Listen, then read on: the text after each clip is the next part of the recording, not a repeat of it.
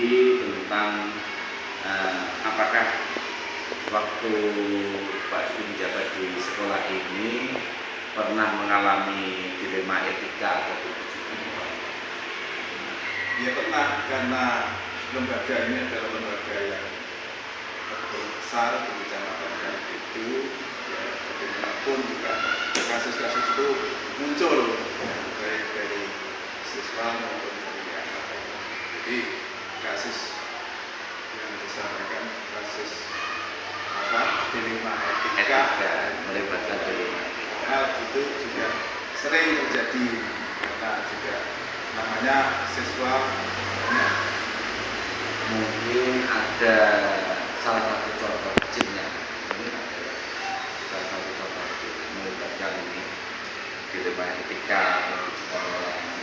Ya, contoh kecil ya dari siswa umpama ya, itu kasus HP zaman-zaman kemarin kan pandemi kan siswa banyak yang jadi menggunakan HP, sehingga dengan keterbiasaan membawa HP sehingga sudah tidak pandemi lagi ke lembaga, akhirnya tetap dibawa. Nah dengan sendirinya itu muncul suatu dilema etika. Ya, bagaimanapun ya namanya anak, kalau itu tidak mendapatkan bimbingan, kalau di rumah oleh orang tuanya, kalau di sekolah adalah guru kelasnya, maka muncullah kasus-kasus dilema etika. Mungkin berakibat negatif di sisi negatif juga Pak ya. Terus ini apakah ketika Bapak menjalankan pengambilan keputusan di sekolah itu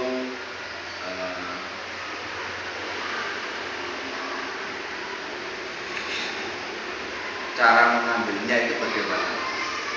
Ya, Kita dihadapkan yang sama-sama benar. Ya, kita langkah yang pertama kita carilah ke identifikasi dulu, kita panggil yang pelaku-pelaku itu atau minta informasi dari guru kelasnya maupun dari yang lain, ya. Kemudian kita berikan langkah pemanggilan, dipanggil si pelaku itu, kemudian dari saksi yang ada kita panggil, kita ajak duduk bersama. Ya, kemudian kita juga menganalisa ya kasus itu, ya, bagaimana tentang kebenaran. Kemudian satu lagi Pak ini untuk melakukan langkah-langkah prosedurnya itu bagaimana? Ya, saya tentu setelah tadi kita identifikasi, ya, kita cari data-data yang akurat, ya. Kalau itu sudah betul kebenarannya, maka langkah kami adalah meminta kepada seluruh stakeholder di lembaga, baik guru, orang tua, ya, kita ajak berembuk, kita ajak musyawarah menghadapi kasus dilema etika. Kita harus bisa menyadari bahwa kita melangkah untuk membuat keputusan itu harus mendengarkan, bukan ke sepihak, tapi di semua pihak itu, maka kita sebagai bahan pertimbangan kami untuk mengambil keputusan. Berarti dengan kata lain itu juga termasuk sesuatu yang efektif Pak ya, dalam pengambilan kasus dilema itu.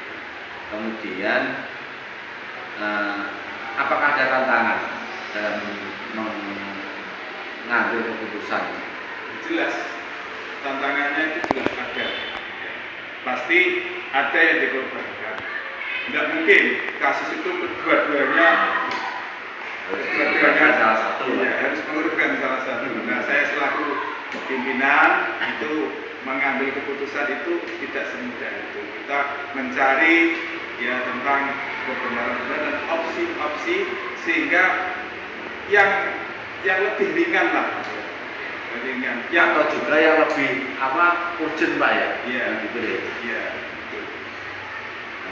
Terus ini apakah Pak Mas Dudi ini juga mempunyai jadwal tertentu? Ada jadwalnya dalam mengambil keputusan? Apa sekali ketika ketika ada kasus langsung dengan selesaikan atau nunggu waktu-waktu tertentu? Ya, kita berikan pemikiran, jadi tidak tergesa-gesa, kita mencari informasi sebanyak-banyaknya. Ya, utamanya di guru kelasnya, kalau memang itu kasus-kasus siswa, Ya. guru kelasnya yang bersangkutan kita panggil, ya kita panggil sendiri untuk kita ajak wawancara.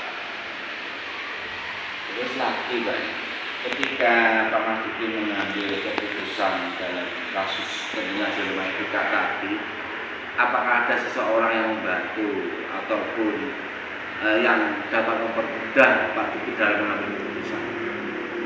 Ya, kami kan selaku kepala sekolah kan tidak sendiri, banyak guru, banyak wali siswa yang harus kita ajak bicara, ada komite dan sebagainya. Itu kan kepentingan seperti ini Pak.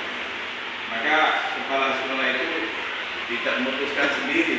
Itu tadi identifikasi kasus, kemudian kita musyawarahkan, kita sampaikan opsi-opsi yang terbaik bagaimana menghadapi keputusan. Yang berbagai pertimbangan ya Pak ya. Yang terakhir ini Pak ya, dalam pengambilan keputusan ini mungkin ada beberapa pengalaman dari Pak Mas Duki ini yang dapat dipetik. Ya, Yang paling berkesan, contohnya dalam hal memecahkan masalah yang paling berkesan. ya, yang paling berkesan itu yang kasus siswa. Siswa ya. Kasus siswa kita datangkan wali murid, kemudian kita klarifikasi jawaban si anak itu dengan jawaban orang tuanya itu Ya sama. Nah, dari situlah akan ketemu tentang kebenarannya. Nah, inilah ya putrane jenengan itu di sekolahan semacam ini. Mungkin kemarin bilang A, terus ganti B lagi, gitu Pak ya. Itu sangat berkesan, sehingga kasus semacam itu Perlu kecermatan dalam mengambil keputusan ya. Makanya perlu identifikasi permasalahan semacam itu dan kita informasi itu sebanyak-banyaknya dengan akurat data, dengan kepercayaan yang ada, sehingga semuanya itu bisa kita bicarakan bersama, sehingga keputusan kepala sekolah itu yang terakhir ya itu tidak mengecewakan di semua. Menyangkut kepentingan bersama. Baik Pak, terima kasih untuk waktunya. Mohon maaf apabila saya bagi waktunya. Terima kasih. Assalamualaikum warahmatullahi wabarakatuh.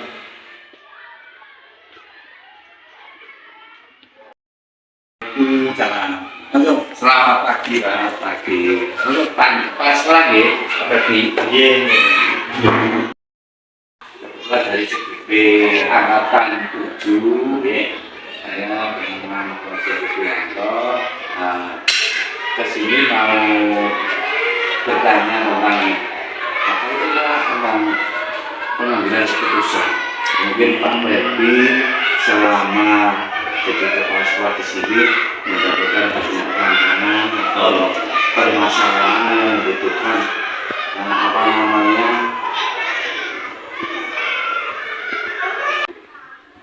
selama pengambilan keputusan itu mungkin Pak Refli dapat memberikan arahan ke saya bagaimana mengidentifikasi kasus-kasus itu termasuk dilematik etika ataupun tujuan mungkin Pak sekolah itu ya bukan sosok yang sempurna gitu, mungkin banyak pertimbangan juga. Tapi alasan dengan kok datang ke sini kenapa harus saya kan kebetulan saya ke sini itu memandang untuk menjaga persoalan seperti ini masalah yang banyak mahal, tentunya juga banyak juga mengalami atau proses dari pengambilan keputusan itu. Makanya saya menunjuk Bapak Abdul narasumber. Oke, terima kasih kalau gitu. Siap. Monggo, mungkin ada yang bisa saya bantu silahkan tanyakan. Nah, selama ini bagaimana ya Bapak itu menjalankan pengambilan keputusan di sekolah Anda, terutama untuk kasus-kasus di mana ada dua kepentingan yang sama-sama benar atau sama-sama mengandung kebajikan. Jadi keputusannya itu mengandung kepentingan yang sama-sama benar, kepentingan sama benar. Nah, itu bagaimana mengambil keputusan itu? Oke, kalau saudara di rumah etika, iya. Kalau dengan etika itu biasanya kita menggunakan analisis masalah, terus kapak kepentingannya. Jadi kalau kita mengambil keputusan, setidaknya itu ada yang menjadi mana yang salah prioritas. Jika salah benar, mana yang lebih urgent, mana yang lebih penting. Itu yang selama ini saya terapkan. Karena diambil yang lebih penting, iya, lebih urgent. Kan namanya kepentingan dari dua macam. Jadi sama-sama berpengaruh, lalu mesti ada yang lebih penting.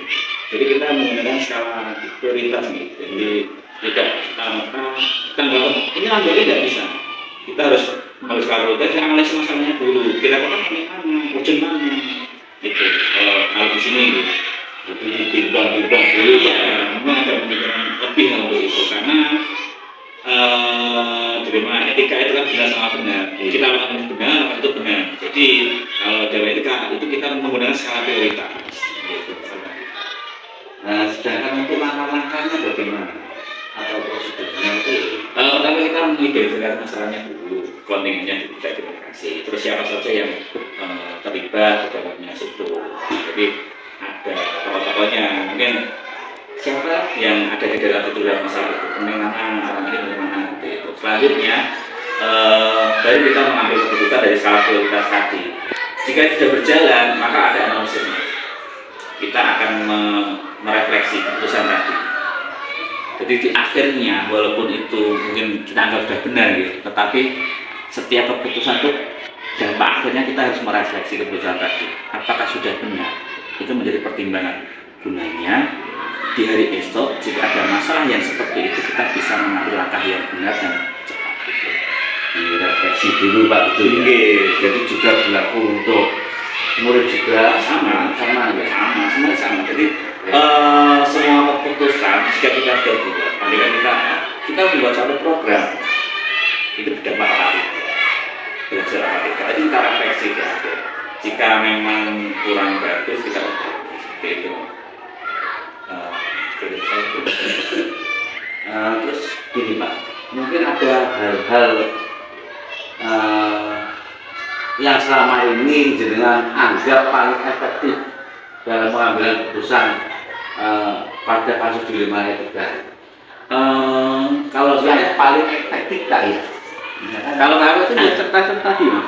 Setiap pengambilan keputusan yang paling efektif jika dilema etika benar sama benar, maka ya kita mengadil masalah dulu. Skala prioritas itu yang kita paling pentingkan. Karena benar sama benar. Kita lakukan yang kedua, ada dua kasus gitu. Yeah. Satu menyerahkan ya benar, kedua lakukan juga benar. Itu kan sama-sama benar. Yeah. Tetapi kita menganalisis mana yang skala prioritasnya dulu, yang mana yang paling urgent. Jika ini bisa tunda yang kedua, kita lakukan yang dulu, yang sama satu dulu kita selesaikan. Itu Mas. Bagi saya seperti itu kalau saya di sini. Ini benar Pak. Benar sama benar, jadi kita ngambilnya yang paling urgent. Terus ini selama pengambilan keputusan mungkin ada tantangan-tantangan. Ya sama. Tantangan sih ada Mas, karena setiap keputusan itu tidak bisa kita berpihak pada semua orang.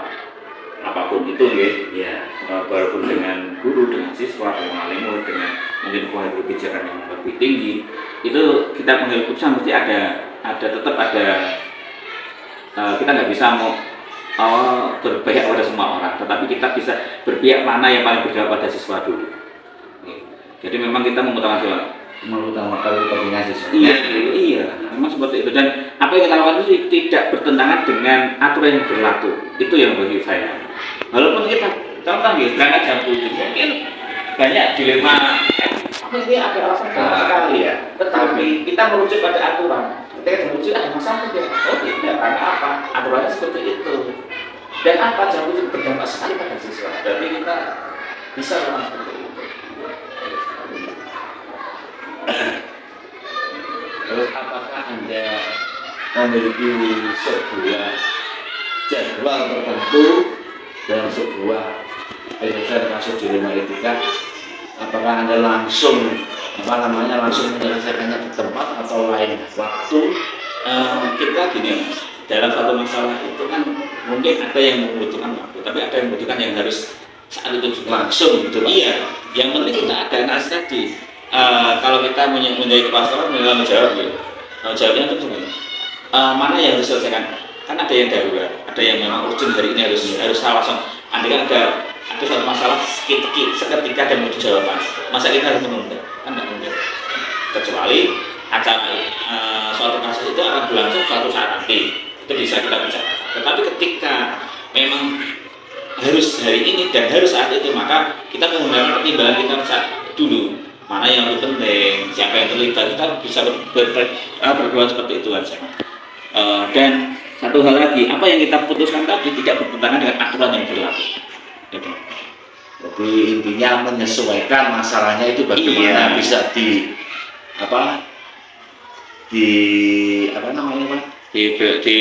tunda besok hari ataupun tergantung kebutuhannya Pak. Terus adakah seseorang atau faktor-faktor yang selama ini mempermudah membantu Bapak mengambil keputusan?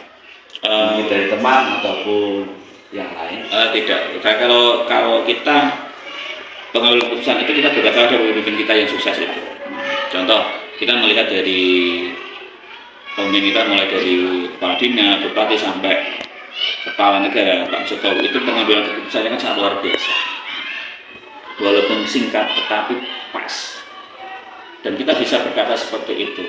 Kenapa yang mengurus negara bisa aja, bisa? Kenapa kita yang di lembaga yang noda itu lebih kecil, kenapa nggak bisa menurut saya dengan bijak seperti itu? Jadi kalau ditanya siapa yang mengaruhi, saya melihat orang-orang yang berhasil itu.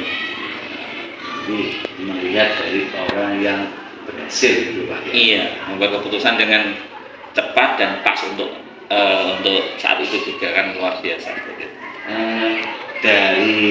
Dari semua yang telah kalian sampaikan tadi, mungkin ada pembelajaran yang dapat Bapak lebih petik dari pengalaman mengambil keputusan terkait dilema etika itu. Ada pengalaman? Dilema etika yang perlu kita ambil pelajaran gini. Dilema etika itu suatu sebenarnya masalah nih, tapi di sana itu kita mengambil keputusan di antara benar dengan benar. Dilema etika itu. Jadi dengan memutuskan mana pun benar. Tetapi di dalam kebenaran itu masih ada skala prioritas yang harus lebih dipentingkan. Mana bisa ditimbang, mana yang lebih urgent, mana yang lebih penting dan mana harus didahulukan. Jadi kalau suruh mengambil pelajaran, apapun yang Anda lakukan itu cari untuk masalah-masalah itu cari yang mana yang lebih penting diselesaikan dulu. Jangan sampai kita terbelenggu. Kita harus menyelesaikan dua-dua, tidak. Harus satu-satu, yang penting hasilnya maksimal dan apa yang dilakukan tidak bertentangan dengan aturan yang berlaku. Itu Mas. Baik, terima kasih Pak. Saya rasa untuk wawancara hari ini sangat-sangat memberikan motivasi bagi saya, terkhusus untuk pengambilan keputusan etika itu Pak. Sangat bermanfaat sekali. Terima kasih untuk waktunya. Semoga Pak Bedi senantiasa dikasih kesehatan dan keberkahan dari ilmu. Saya juga itu bukan hal yang luar biasa Mas, sebenarnya cuma itu apa yang kita lakukan di sini. Jadi mungkin kalau dengan di kepala sekolah ini ada yang lebih luar biasa ya, kita juga manusia Mas, jadi ya seperti itu. Sekali lagi terima kasih Pak. Saya rasa saya sudah cukup, mau undur diri. Terima kasih. Assalamualaikum Pak.